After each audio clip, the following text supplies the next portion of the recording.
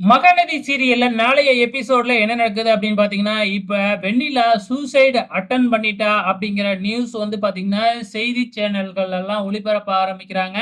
நம்ம விஜய் வக்கீலோட அடிப்படையில வந்து இதுக்கப்புறம் இங்க இருக்கக்கூடாது. இருந்தா வந்து மாட்டிக்குவோம் அப்படிங்கிற மாதிரி விஜய் தலைமறைவு ஆயிட்டாப்ல. தலைமறைவு ஆகுறதுக்கு முன்னாடி காவேரிய சந்திச்சு, காவேரிக்கு புதுசா ஒரு சிம் கார்ட் குடுத்து, "இதுக்கப்புறம் உன் நம்பர்லேருந்து எனக்கு ஃபோன் பண்ணாத" அப்படின்னு சொல்லிட்டும் போயிடுறாரு. அதே மாதிரி வெண்ணிலாவ பார்க்கறதுக்காக காவேரி ஹாஸ்பிட்டல் போறாங்க.